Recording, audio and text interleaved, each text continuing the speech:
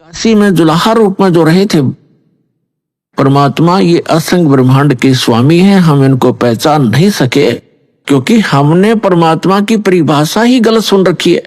कोई निराकार बताता है, कोई साकार कहता है, तो श्री राम और कृष्ण, विष्णु और शंकर भगवान तक हमारी बुद्धि सीमित कर रखी थी। इसलिए हम लाल को पहचान नहीं सके। हम 10 के नोट की भी कदर जानते हैं, हम 100, 500 और 1000 के नोट को भी खूब पहचानते हैं, लेकिन हम लाल से परिचित नहीं है। आज भी परिचित नहीं है। यदि यहाँ कोई लाल डाल दिए जाए, आप उनको छोड़कर चले जाओगे और 1000 का नोट पड़ा हो तुरंत उठाओगे। चाहे किसी का ये भी कहो कि भी किसका है देखिएगा, किसी का हो तो ले लीजिए, आपको उसकी कदर है, लाल का पता नहीं। तो ये लाल है परमपिता परमात्मा कबीर जी, जो सारी सृष्टि के रचनहार और सतपुरुष कहलाते हैं, जिसको गीता अध्याय नंबर 8 के श्लोक नंबर 3 में परम अक्षर ब्रह्म कहा है। और ये अन्य जितने भी देव हैं, कोई 1000 का नोट है, कोई 500 का, कोई 10 और 20 और 50, 100 का, तो इनको तो आप अच्छी तरह ग्रहण कर लेते हो। लेकिन एक लाल आपको मिल जाए तो इन 1000 के नोटा की गिनती अनार आपके पास कितने हो जाएंगे, उसी से मिल जाएंगे वो। तो इस प्रकार परमात्मा कबीर जी वो लाल हैं जिनको हम पहचान नहीं सके, क्योंकि वो हमारे व्यवहार में नहीं थे। और हम पहचान नहीं सके तो अपनी पहचान कराने के लिए परमात्मा स्वयं आए और अच्छी आत्माओं को मिले, जो दृढ़ भक्त पुण्य आत्माएं थी। आप देख सकते हो जिन महापुरुषों को परमात्मा मिले उस समय, आज से 200 वर्ष पहले, 250 वर्ष पहले गरीबदास जी आए थे सन 1717 में, और संवत 1774 में उनका आविर्भाव हुआ था, जन्म हुआ था। और 300 वर्ष पहले उनको परमात्मा मिले। पहले वो हमारे जैसे पुजारी थे, श्री राम, श्री कृष्ण, विष्णु और शंकर भगवान, माता मसानियों के। और जब उन्होंने परमात्मा को देखा, सतलोक देखा, जहां हम रहा करते वो स्थान देखे और वहां की जो सुख देखे, फिर आकर उनको वापस छोड़ा, तो फिर वो इतने दृढ़ हो गए, पूरा समाज एक तरफ। तो ऐसे दृढ़ भक्तों को परमात्मा मिलते हैं, और जिस कारण से वो अपनी स्थिति को, अपनी पहचान को अपने बच्चों तक करवाते हैं। अभी तक जो सत्संग दास ने किया है, इसका उद्देश्य ये है कि श्रीमद् भगवत गीता में जो प्रमाण है, ये गॉड गिवन स्पिरिचुअल नॉलेज है। श्रीमद् भगवत गीता अर्थात ये वेदों का सारांश है, और चारों वेद कबीर भगवान ने दिए थे इस ज्योत निरंजन ब्रह्म सरपुरुष इस काल के अंतःकरण में फीड कर दिए थे, ईमेल कर दी थी, फैक्स कर दिया था। और जब इसने डाउनलोड करके देखा, कंप्लीट स्पिरिचुअल नॉलेज भेजा था परमात्मा ने इस ज्योत स्वरूपी निरंजन के अंतःकरण में। इसने जब वो डाउनलोड किया, यानी अंदर से बाहर निकाला अपने अंतःकरण से, तो बाहर उन्हें पढ़कर देखा, उस कंप्लीट स्पिरिचुअल नॉलेज का, संपूर्ण अध्यात्म ज्ञान का वो पार्ट, वो भाग इसने नष्ट कर दिया जिसमें उस परम पिता की जानकारी थी और इससे उत्तम लोक की जानकारी थी, वहां जाने की विधि थी, उसको पाने की विधि थी। ये नहीं चाहता कि यहाँ के प्राणियों को जो इसके अंतर्गत है 21 ब्रह्मांड में, इनको ये जानकारी हो कि कोई और सुख स्थान है, और जहां जाने के बाद ना वृद्ध अवस्था होती है, ना वहां मृत्यु होती है, ना कोई रोग सताता है, ना किसी चीज का अभाव है। सब सुख पदार्थ आपको वहां बगैर किए ही प्राप्त होंगे। और पुण्यात्माओं, हमारी यहाँ चेष्टा प्रत्येक प्राणी की ये है कि हम काम ना करें, हम मेहनत परिश्रम कम करें और सुविधाएं सारी हो। इसलिए हम अपने बच्चों को पढ़ाते हैं, स्वयं भी पढ़ा करते थे कि हम बड़े अधिकारी बने और हम काम कुछ ना करें, घंटी बजाएं, नौकर आए और जो वस्तु चाहे वो खाएं, ऐसी तनख्वाह हो, कार हो, कोठी हो और सुविधाएं सारी हो। तो ये यहां नहीं हो सकती। यहां तो चाहे राष्ट्रपति बन जाए, उसने भी दिन में बहुत सी मीटिंग अटेंड करनी पड़ेंगी, नहीं तो उसको जीने नहीं दे पब्लिक। उसकी व्यवस्था है। तो इसी प्रकार सतलोक में जाने के बाद वो सुख होगा जिसकी हम खोज यहां कर रहे हैं। वृद्धावस्था वहां नहीं है, वहां केवल युवा शरीर रहेगा। तो कौन चाहता है वृद्ध होना, कौन चाहता है मृत्यु? लेकिन यहां इसका कोई विकल्प नहीं है, यहां तो ये कंपलसरी है, ये तो होगा ही होगा। तो इससे बचने के लिए एक साधना है, साधन है, जो परमात्मा ने स्वयं आकर आप बताई और अपनी प्यारी आत्मा उन परम संतों को सतलोक दिखाया और वापस छोड़ा और उनको दृढ़ कराया।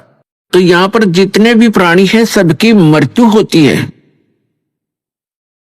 और हम आजीवन जो संग्रह करते हैं वो हमारे साथ नहीं चलता। हम जिन बच्चों के लिए कोठियां बनाते हैं, धन जोड़ते हैं कि हमारे बच्चे हमारी मृत्यु के बाद वो सुखी होंगे, और वो बच्चे हमारे सामने ही मर जाते हैं। ऐसे बहुत से प्रमाण, ये दुखदाई घटनाएं हम समाचार पत्रों में भी सुनते हैं, टीवी पर भी देखते हैं। एक पूरा परिवार एक सत्संग सुनकर आ रहा था किसी संत का, तो उसमें इतना पक्का याद नहीं दास को कि 12 सदस्य थे पूरे परिवार के या 13 थे। उनमें से एक घर पे था और बाकी 11 या 12 सत्संग सुनने गए हुए थे, सत्संग सुनकर आ रहे थे, दुर्घटनाग्रस्त हो गए। पूरा का पूरा परिवार मारा गया, छोटे पोता पोतियां से लेकर बच्चों तक। एकला वृद्ध रह गया वो, जिसने सारी उम्र ये सोची थी घना धन इकट्ठा कर लूं, मेरे बच्चे सुखी होंगे, हम तो चलो मर जाएंगे, मेरे पोता पोती तो सुखी होंगे। पोता पोती पहले चले गए। तो यहां काल ने आपको धोखे में रखा हुआ। फिर दूसरा कारण यह है कि संत की शरण में सत्संग सुनते हैं प्राणी, तो उनको ऐसी आपदाओं का सामना नहीं करना पड़ता। तो वो संत और सत्संग और उसकी साधना में कोई त्रुटि है जिस कारण से प्रोटेक्शन नहीं होता।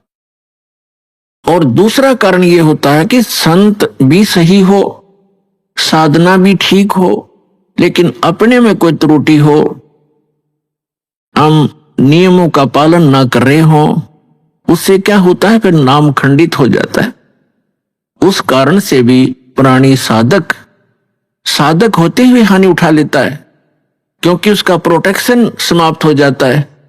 जो पावर कनेक्शन उसको मिला हुआ था वो न मिलने से वो पावर वाला काम बंद हो जाता है, उसको सारी सुविधाएं बंद हो जाती हैं। जैसे आपका बिजली का कनेक्शन कट जाता है तो ना पंखा चले, ना एसी चले, ना कूलर काम करे, ना कोई पंप चले, ना कोई हैंड पंप चले, यानी सब सुविधाएं बंद हो जाती। इस प्रकार परम संत हो, साधना शास्त्र अनुकूल हो और साधक मर्यादा में रहे, फिर ये आपदा नहीं आया करती। पूर्ण परमात्मा सत्य पुरुष की साधना करने वाले साधक पर ये आपदाएं नहीं आ सकती। दुर्घटना में मृत्यु, अकाल मृत्यु या कोई अन्य दुख नहीं आने देंगे भगवान, जहां हमारी समर्पित भाव से साधना होगी और सत्य साधना होगी। तो फिर भी जो कहने का दास का आज जो उद्देश्य है ये ज्ञान कराने का, कि हम जिन सुविधाओं को एकत्रित करने में, जोड़ने में सारा जीवन लगा देते हैं और फिर भी हम भी छोड़ चले जाते हैं और बच्चों का भी पता नहीं हमारे सामने ही मृत्यु हो जाए, तो ये गंदा लोक है, ये लोक ठीक नहीं। अभी तक हमें इसका अल्टरनेट नहीं था, अल्टरनेट था तो इतना था कि स्वर्ग चले जाएंगे, स्वर्ग से आगे हम नहीं जानते थे। परमात्मा कबीर जी ने आके अपनी महिमा, अपना स्थान स्वयं बताया है कि एक स्थान ऐसा है जहां जाने के बाद साधक फिर लौटकर संसार में नहीं आता। ये परमात्मा ने आके बताया 600 वर्ष पहले, और उसके बाद भी उस परमात्मा के सूक्ष्म वेद में वर्णित ये ज्ञान है जो परमेश्वर ने, कबीर जी ने स्वयं अपने मुख से बोला, जिसको कबीर वाणी कहते हैं, जिसको सच्चिदानंद घन ब्रह्म की वाणी कहा है, उसमें वर्णित किया मालिक ने, और हमारे वेद और गीता में वर्णित है। हम नहीं समझ सके क्योंकि हमारे टीचर अल्पज्ञ थे, हमारे धर्मगुरु अल्पज्ञ थे, उनको सदग्रंथों का ज्ञान कतई नहीं था। तो उस परमात्मा ने आके स्वयं बताना पड़ा वही ज्ञान। जिन महापुरुषों को परमात्मा मिले उन्होंने भी यही ज्ञान कराया, लेकिन उसको हम समझ नहीं सके, जिस कारण से अभी तक परमात्मा के आने से पहले तक हमें केवल स्वर्ग से आगे कोई बताने वाला नहीं था। और पता चला इन सदग्रंथों से और परमेश्वर के सूक्ष्म वेद से और जिन महापुरुषों को परमात्मा मिले उनकी अमृतवाणी से कि स्वर्ग में गए हुए प्राणी भी जन्म मृत्यु में ही रहते हैं। और जिनको हम इष्ट रूप में पूजा करते थे, श्री विष्णु जी, श्री शंकर जी, ब्रह्मा जी को तो हम पूजते नहीं थे, लेकिन आदर की दृष्टि से अवश्य देखते थे। इन तीनों का नाम हम टिप्स पर रखते थे, ब्रह्मा विष्णु महेश। ये स्वयं नासवान है जिनको हम इष्ट मानकर पूजते थे। तो जिस नासवान इष्ट की हम पूजा करेंगे तो क्या होगा, हम उसके लोक में चले जाएंगे। ये सामीप्य मुक्ति प्राप्त होती है, यानी अपने इष्ट के लोक में उनके समीप रहा करेंगे। तो जब हमारे इष्ट ही मरेंगे, उनकी भी मृत्यु होगी, तो फिर वो तो जन्म मृत्यु फिर बनी रही, तो स्थायी स्थान नहीं हुआ वो। तो जो आज प्रसंग है कि जिस लोक में हम रह रहे हैं ये लोक अच्छा नहीं है, और हमें केवल स्वर्ग तक का ही ज्ञान हमारे धर्म गुरुओं ने कराया। परमेश्वर ने आकर अपनी अमृतवाणी में ये ज्ञान दिया कि एक और लोक है जहां आप सदा सुखी रहोगे, आपका जरा मरण नहीं होगा। जरा माने वृद्धावस्था, मरण माने मृत्यु। लेकिन वो ज्ञान हमारे गले उतरा नहीं, क्योंकि हम अपने धर्म गुरुओं पर, विशेषकर हिंदू धर्म के में जन्मे हम प्राणी, अपने धर्म गुरुओं पर पूर्ण विश्वास किया करते थे कि ये संस्कृत के मास्टर हैं और सभी सदग्रंथ संस्कृत भाषा में लिपिबद्ध हैं। हमारे को कभी अविश्वास नहीं हुआ, इसलिए हमने परमात्मा के दिए हुए इस ज्ञान पर कभी ध्यान नहीं दिया। और साथ में ये भी हमारे एक इंजेक्शन लगा दिया करते कि कबीर जी तो अशिक्षित थे, उन्होंने संस्कृत पढ़ी नहीं, क्योंकि संस्कृत केवल ब्राह्मण ही पढ़ा करते थे। और कई ब्राह्मणों के पास गए, उनको संस्कृत नहीं पढ़ाई, इसलिए वो उठपटांग भाषा बनाकर गाते थे। ऐसी सोच थी हमारे इन ऋषि महर्षियों की, वो परमात्मा को समझ नहीं सके। और उस परमेश्वर की वाणी में ये पहले लिपिबद्ध था, जो हमारे सदग्रंथ भी बताते हैं। क्योंकि परमात्मा ने जो ज्ञान दिया वो अपने द्वारा रची हुई सृष्टि का और सारा विधान स्वयं बनाया हुआ था, वो अपनी सिंपल लैंग्वेज में बोल दिया। अब जो प्रसंग चल रहा है कि उस परमात्मा ने भी बताया था कि एक सतलोक है जहां जाने के बाद, जहां जन्म मृत्यु नहीं होती, जहां वृद्धावस्था नहीं है, वहां किसी चीज का अभाव नहीं है, वहां सब सदाबहार वृक्ष हैं, सदाबहार सब मेवा है और दूधों की नदियां बहती हैं। वहां पर अमृत के सरोवर भरे हुए हैं, मीठे जल के समुद्र भरे हुए, हीरे पन्ने जवाहरातों के वहां पहाड़ हैं, जो यहाँ पर मिट्टी और पत्थर के पहाड़ हैं, झरने बहते हैं, वहां वर्षा होती है, बगैर बादल के फुहार चल पड़ती है, सुंदर शरीर है आपका, कभी वृद्धावस्था नहीं होती, मृत्यु नहीं होती, वहां आपका परिवार होगा। जैसे धीरे धीरे यहाँ एक, पहले हम अकेले थे, विवाह हुआ जब 2 हो गए, बच्चे हुए जब 5-4 और हो गए, और फिर धीरे धीरे पोते पर पोते हो गए, तुम्हारा कितना अच्छा परिवार और कैसा दिल लग रहा है। और 1 मिनट में ना जाने पोता मर जा, पोती मर जा, बेटा मर जा, बेटी मर जा, स्वयं की टिकट कट जा, तो खाक है ये स्थान। तो वो स्थान है जहां पर हम कभी मरेंगे नहीं, हमारा परिवार होगा, सारी सुविधाएं होंगी, मनोमयी विमान होंगे आपके। यहाँ तो एक साइकिल नहीं जुड़ता सारा दिन, और वहां पर ऐसा सुविधा है कि आप चाहोगे आपके सामने विमान खड़ा होगा, और जहां जाओगे बैठ के परिवार, कहीं बहुत बड़े बड़े पार्क हैं, बड़े सुंदर स्थान हैं। तो वो स्थान है जो भगवान ने स्वयं आकर बताया, और इसी का परम समर्थन हमारे सदग्रंथों ने दिया। जैसे गीता ज्ञानदाता ये सरपुरुष है, श्रीमद् भगवद गीता अध्याय नंबर 15 के श्लोक नंबर 16 और 17 में 3 पुरुष हैं। पुरुष माने प्रभु, स्वामी, मालिक, ब्रह्म कहो, पुरुष कहो, भगवान कहो, राम कहो, साहेब कहो। ये 3 पुरुष बताए, एक सरपुरुष, एक अक्षर पुरुष और 15वें अध्याय के, गीता के 15वें अध्याय के 17वें श्लोक में सरपुरुष और अक्षर पुरुष से कोई और बताया जो श्रेष्ठ भगवान है, पुरुषोत्तम है। उत्तम पुरुष है तू अन्य परमात्मा इति उदाहरते। जिसको परमात्मा कहा जाता है वास्तव में वो पुरुष तो इन दोनों से, सरपुरुष और अक्षर पुरुष से कोई अन्य है, और वही तीनों लोकों में प्रवेश करके सबका धारण पोषण करता है। ये तीन पुरुष है, तीन प्रभु हैं। सरपुरुष इसको ब्रह्म बोलते हैं, हमारे ऋषि मुनि इसको ब्रह्म कहा करते हैं, और संतों ने इसको सरपुरुष, सरब्रह्म, ज्योत निरंजन, काल की संज्ञा दी है परमेश्वर कबीर जी ने, और उन्हीं से परिचित महापुरुषों ने भी यही उनको बताया। तो दूसरा अक्षर पुरुष है, इसको दूसरे शब्दों में परब्रह्म भी कहते हैं, अक्षर ब्रह्म भी कहते हैं। तो सरपुरुष है जिसको ब्रह्म कहते हैं, जो काल है, वो केवल 21 ब्रह्मांड का प्रभु है, स्वामी है, मालिक है, राम है, खुदा है, अल्लाह है, साहिब है। वो कंप्लीट गॉड नहीं है, केवल 21 ब्रह्मांड का स्वामी है। एक ब्रह्मांड के अंदर पृथ्वी लोक, पाताल लोक, स्वर्ग लोक, और नीचे के तल, रसातल आदि ये, और ऊपर के जैसे विष्णु जी का लोक, शिव जी का लोक, ब्रह्मा जी का लोक, धर्मराय का लोक, और ऊपर जो ब्रह्मलोक के अंदर डिवीजन है कई, उसमें भी भाग हैं। तो वो सारे मिला के एक ब्रह्मांड में एक ब्रह्मलोक भी है, एक मानसरोवर भी है। तो ये सारा मिला करके एक ब्रह्मांड है। ऐसे ऐसे 21 ब्रह्मांड है सरपुरुष के, काल के, जिसके लोक में हम रह रहे। ये इतना ही प्रभु है, इतना ही स्वामी है। और दूसरा अक्षर पुरुष है। गीता अध्याय नंबर 15 के श्लोक नंबर 16 में 2 पुरुष हैं। अक्षर का अर्थ होता है जिसका नाश ना होता हो, अविनाशी। लेकिन ये अविनाशी लगता है लेकिन अविनाशी नहीं है। अक्षर पुरुष भी अविनाशी नहीं है, लेकिन इसको कहा गया है अविनाशी अक्षर पुरुष, इसलिए 15वें अध्याय के 17वें श्लोक में कहा है कि उत्तम पुरुष है तो अन्य परमात्मा इति उदाहरते। उत्तम पुरुष, श्रेष्ठ पुरुष तो इन दोनों से, सरपुरुष और अक्षर पुरुष से कोई और है। और जिसको परमात्मा, परमात्मा माने श्रेष्ठ आत्मा, वो पुरुषोत्तम तो कोई और है इन दोनों से।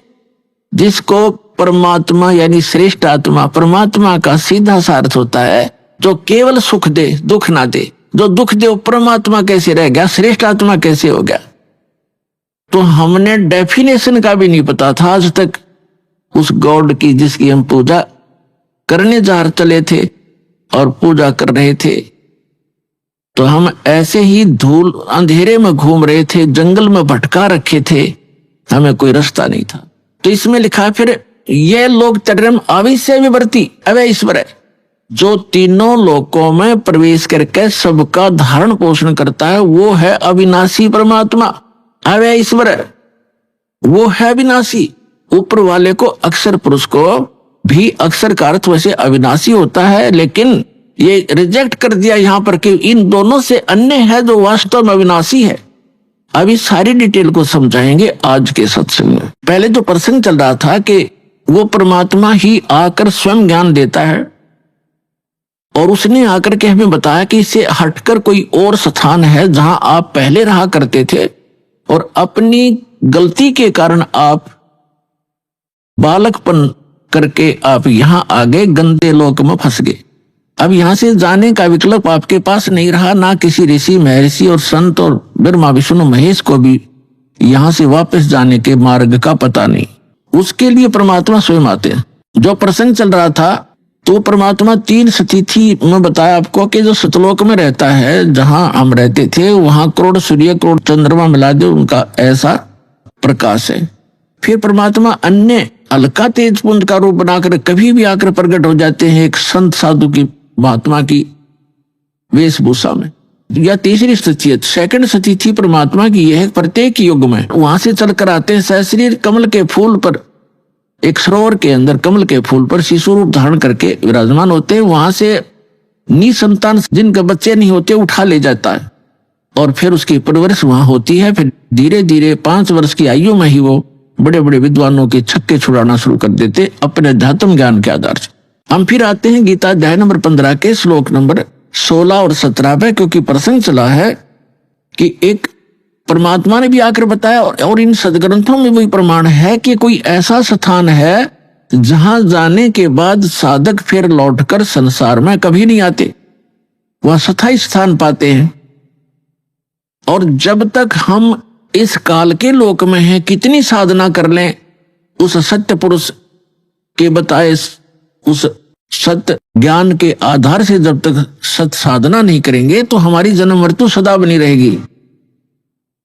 उसके लिए परमात्मा से परिचित संत आदरणीय गरीबदास साहिब जी कहते हैं कि आगे गए ना बावड़े रहते भी सब जाही, बिन साहेब की बंदगी कहीं ठोर ठिकाना नहीं। कहते हैं कि आगे चले गए वो तो वापस आए नहीं आपको कुछ बतावें कि हमारे साथ क्या बना, और जो शेष बचे हैं वो भी चले जाएंगे। यहाँ किसी उस सत्य साधना, वो पूर्ण परमात्मा की भक्ति के बिना कहीं ठोर ठिकाना नहीं। जैसे आज आप चाहे प्रधानमंत्री बने हो किसी देश के और मृत्यु होगी, कोई पुण्य किया है उसके आधार से आप स्वर्ग जाओगे इस जीवन में, तो स्वर्ग के अंदर अपनी पूंजी को समाप्त होते ही आपकी ऐसी मृत्यु होगी जैसे यहां हो गई। तो यहां से चलो, फिर स्वर्ग में पुण्य समाप्त होते ही वहां से चलो, फिर नरक में अपना पाप भोगोगे, वहां कष्ट उठाओगे। जब वो समय पूरा होता है होते ही फिर कहेंगे चलो, वहां भी नहीं रख सकते। उसके बाद फिर गधा बनोगे, गधे का जीवन पूरा करते ही फिर चलो, फिर कुत्ता बनो, कुत्ते का जीवन पूरा होते फिर चलो मरो, और फिर मनुष्य बन गए फिर मरो, फिर वहां जाओ स्वर्ग में फिर चलो, खा के ये जीवन। तो ये चलो चलो मिटेगी सतलोक में जाने से।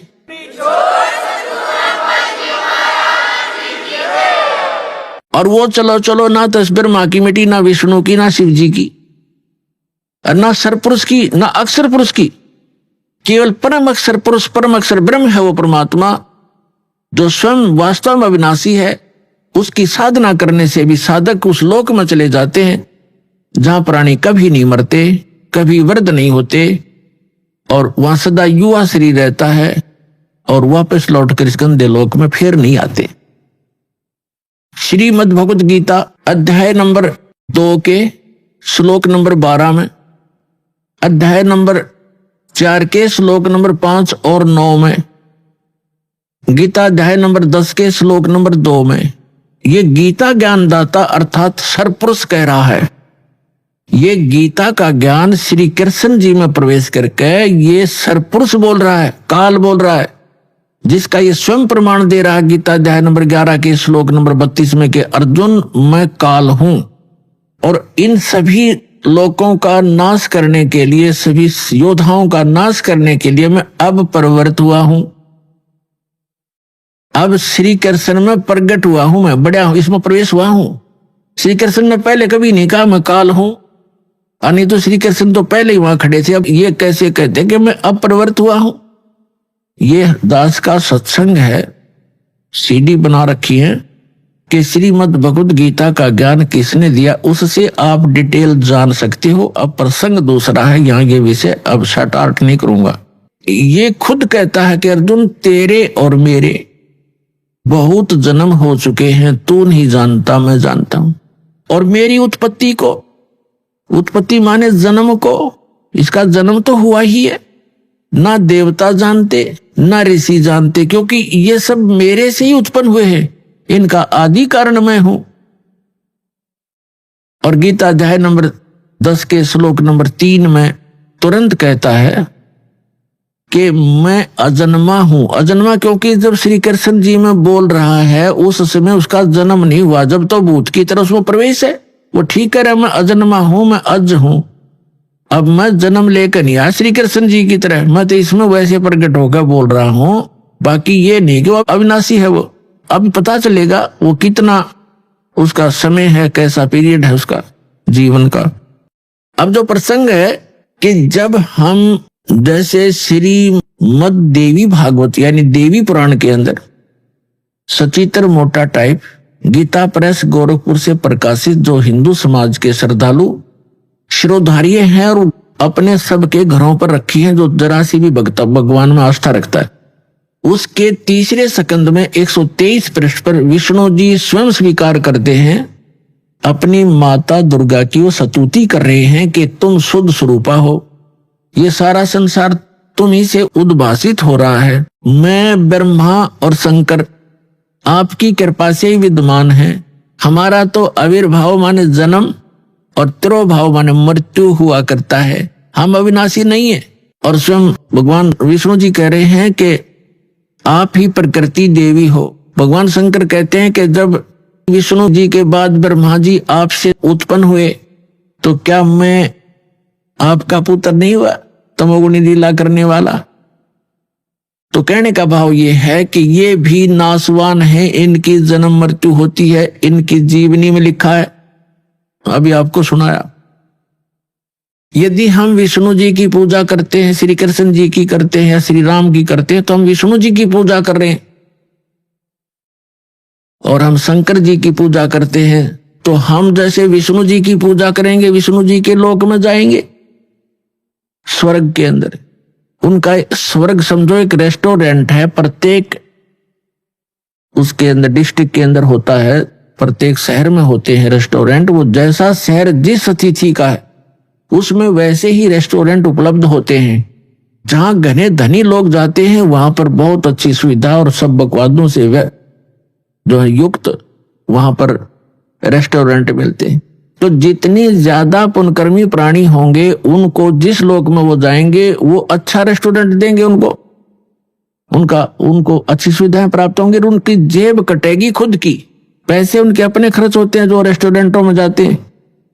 तो पुण्य समाप्त होंगे उन साधकों के, वो समाप्त होते ही फिर नरक के अंदर डाले जाएंगे। क्योंकि जब तक हम पूर्ण परमात्मा सत्य पुरुष की साधना नहीं करते, सत्य गुरु से लेकर सत्य साधना नहीं करते, तब तक हमारी या चलो चलो मिटे नहीं और जन्म मृत्यु सदा बनी रहेगी। और दोनों ही कर्म भोगने पड़ेंगे, तब तक हमने पुण्य भी भोगने पड़ेंगे और पाप भी भोगने पड़ेंगे। पुण्यों के लिए स्वर्ग रेस्टोरेंट है और पाप के लिए नरक वो जेल है,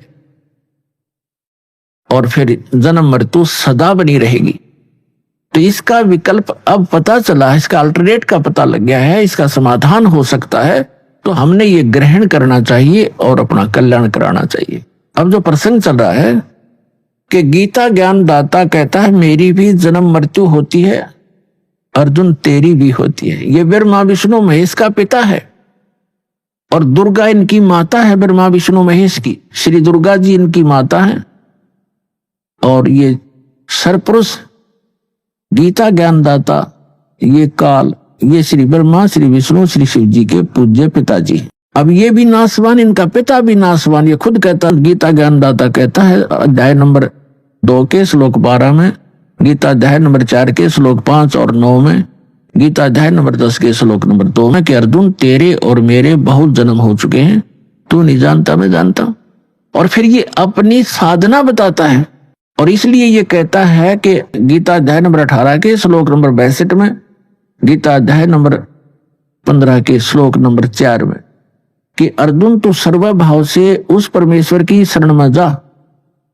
कौन से की? उस परम अक्षर ब्रह्म की, उसकी शरण में जा। उसकी कृपा से तू परम शांति को और सनातन परम धाम को प्राप्त होगा, उसी परमेश्वर की कृपा से। और जब आपको तत्वदर्शी संत मिल जाए, गीता अध्याय नंबर 15 के श्लोक नंबर 1 से 4 का निष्कर्ष है कि तत्वदर्शी संत की पहचान भी बताई है। फिर उसके बाद बताया कि उसके पश्चात परमेश्वर के उस परम पद की खोज करनी चाहिए जहां जाने के बाद साधक फिर लौटकर कभी संसार में नहीं आते। गीता ज्ञानदाता अपनी साधना करने को, अपनी भक्ति करने को भी मना कर रहा है। वो कहता है कि उसी की भक्ति करो जिस परमेश्वर ने सब ब्रह्मांडों की रचना की है, अर्थात जिससे इस संसार रूपी वृक्ष की प्रवृत्ति विस्तार को प्राप्त हुई है, अर्थात जिसने सब ब्रह्मांडों की पूरे विश्व की रचना की है, असंख्य ब्रह्मांडों की, वही परमात्मा पूज्य है, उसकी पूजा करो।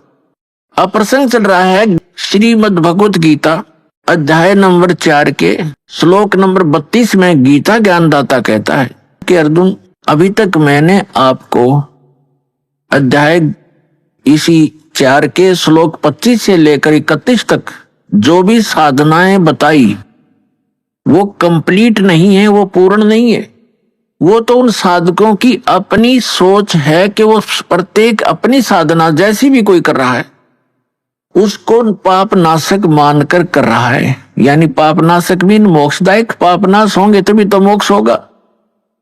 पाप नाशक जानते हैं, लेकिन अब क्या बताया है चौथे अध्याय के 32वें श्लोक में, यहां पर थोड़ी सी जो अनुवाद करता है, अनुवादक हैं गीता जी के, गड़बड़ कर गए, क्योंकि जहां इनकी बुद्धि ने काम नहीं किया वहां अर्थों का अनर्थ किया इन्होंने।